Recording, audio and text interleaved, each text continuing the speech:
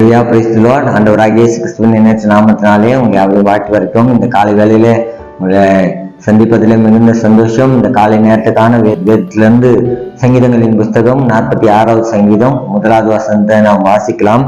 தேவன் நமக்கு அடைக்கலமும் பலனும் ஆபத்து காலத்தில் அனுகூலமான துணையுமானவர். இந்த வேத பகுதியில நாம் வாசிக்கும் போது முதலாவதாக தேவன் நமக்கு அடைக்கலம் என்று வேதத்துல நாம் வாசிக்கிறோம். அல்லேலூயா. கர்த்தர் நம்முடைய வாழ்க்கையில அடைக்கலமாய் இருக்கிறார். நமக்கு ஒரு பெரிய அடைக்கலம் இருக்கிறது அப்படின்னா அது நம்முடைய தேவனாகிய கர்த்தர் ஒருவர் மாத்திரமே. ஏனென்றால் நம்முடைய வாழ்க்கையில நிறைய பிரச்சனைகள், நிறைய பாடுகள், நிறைய உபத்திரவங்கள், நிறைய பிரச்சனை நிமித்தமாக சத்துருக்களாய் எழும்பின நிறைய மக்கள் உண்டு. அவர்கள் நடுவுல கர்த்தர் நமக்கு அடைக்கலமாய் இருக்கிறேன் என்று சொல்லியிருக்கார்.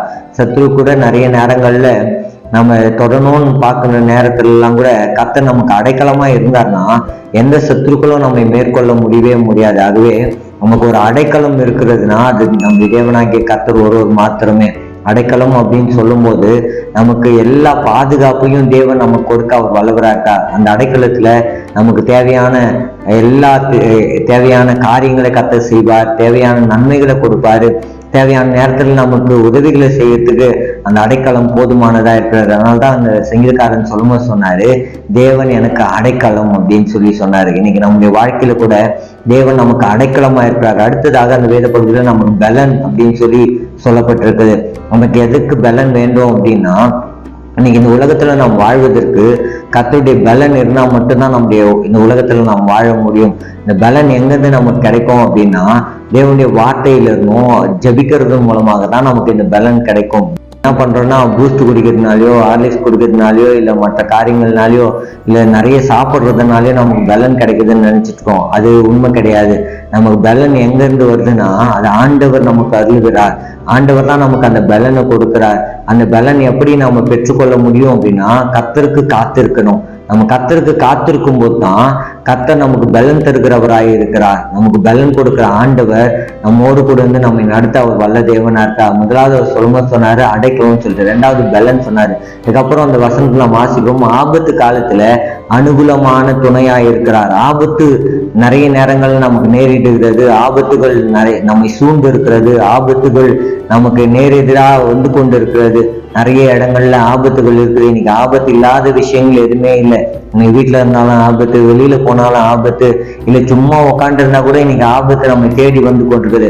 அந்த ஆபத்துல கூட நமக்கு அனுகூலமான ஒரு துணை, நம்ம கூடவே இருக்கிற ஒரு துணை யாருன்னா அது நம்ம தேவனாகிய கர்த்தர் ஒருத்தர் மாத்திரம்தான். ஏன்னா உலகத்துல உறவுகள்லாம் நிறைய பேர் இருக்கலாம், நிறைய சொந்தக்காரங்க இருக்கலாம், நிறைய கூட பிறந்தவங்க இருக்கலாம், நிறைய பேர் இருக்கலாம். ஆனா நமக்கு ஆபத்துன்னு வரும்போது அவங்களெல்லாம் கூப்பிடும் போது ஒரு வேளை வெளியில இருக்கலாம், இல்ல மற்ற காரியங்களுக்காக அவங்க கடன் செலுத்தலாம்.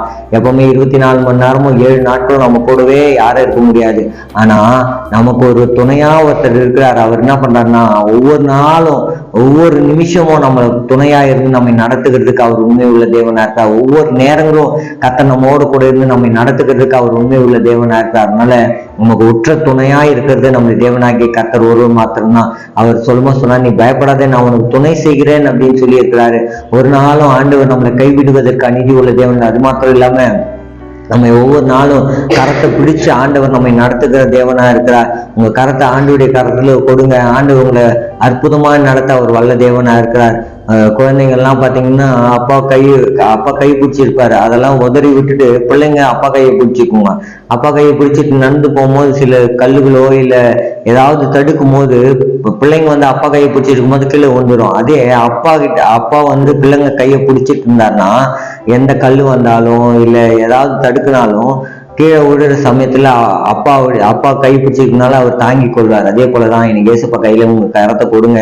ஏசப்பா எந்த பிரச்சனைகள் வந்தாலும் அவர் கைவிடவே மாட்டார். நம்ம கரத்தை பிடிச்சிட்டாருன்னா அவர் ஒரு நாள் கைவிடவே மாட்டார். நம்மளை அருமையா நடத்தி செல்கிற ஆண்டவர் நம்முடைய கரத்தை பிடிச்சு நடத்துவார். அதனாலதான் அவர் சொன்னார், நான் அனுகூலமான துணை அப்படின்னு சொல்லி. இந்த ஆபத்து காலத்துல நமக்கு ஒரு அனுகூலமான ஒரு துணை இருக்கிறாருன்னா அது நம்முடைய தேவனாகிய கர்த்தர் ஒருத்தர் மாத்திரம்தான். அந்த துணையை நாம ஒரு நாள் மிஸ் பண்ற வேண்டாம். அந்த துணைக்காக நாம எப்போதும் ஆண்டவருக்கு நன்றி சொல்லணும். ஏன்னா என் கூடவே இருக்கிறீங்க ஆண்டவரே அப்படின்னு சொல்லி ஆண்டவருக்கு நாம் நன்றி சொல்லணும். ஏன்னா உலகத்தின் முடிவு பண்ண சகல நாட்களில் நான் உங்களோட கூட இருக்கிறேன் என்று சொன்ன ஆண்டவர் உங்களோட கூட இருந்து உங்களை அருமையா நடத்த அவர் வல்லவரா இருக்கார். அப்போ நமக்கு அடைக்கலமா இருக்கிறாரு, பலனா இருக்கிறாரு. ஆபத்து காலத்துல அனுகூலமான துணையா இருக்கிற இந்த தேவனை ஒரு நாள் நீங்க மறந்துடாதீங்க. நமக்கு ஒரு பெரிய பாதுகாப்பு இருக்குதுன்னா அது நம்ம தேவனாகிய கர்த்தர் ஒருத்தர் மாத்திரம் தான். நல்ல தேவனுடைய நாமத்துக்கு நம்ம மகிமை செலுத்துவோம். கண்களை மூடி இந்த காலை வேளையில, ஆண்டவரே எனக்கு ஒரு நல்ல பலன் தாங்க ஆண்டவரே, எனக்கு அனுகூலமா இருங்க ஆண்டவரே, எனக்கு துணையா இருங்க ஆண்டவரே, எனக்கு அடைக்கலமா இருங்க ஆண்டவரேன்னு சொல்லி கேளுங்க. ஆண்டவர் உங்களுடைய வாழ்க்கையில் அற்புதங்கள் செய்வார். கண்களை மூடி தேவ சமூகத்தில் தேவனை நோக்கி நாம் பார்க்கலாம். எங்க நல்ல தகப்பனே, ஆசீர்வதிக்கப்பட்ட காலை நேரத்துக்காக உமக்கு நன்றி செலுத்துகிறோம். உங்களுடைய நாமத்தை உயர்த்தி மகிமைப்பட்ட கத்த கிருபை தந்ததுக்காக நன்றி ஆண்டவரே. இந்த காலை வேளையில ஆண்டவரே எங்களுக்கு ஆண்டவரே அப்பா அடைக்கலமும் பலனும் ஆபத்து காலத்தில் அனுகூலமான துணையா இருக்கிறேன்னு சொல்லி எங்களோடு கூட பேசுனீங்கப்பா. அதுக்காக உமக்கு நன்றி. எங்களுக்கு ஆண்டவரே அடைக்கலும் பலனுமாய் ஆபத்து காலத்தில் அனுகூலமான துணையா இருக்கிறதுக்காக உமக்கு நன்றி.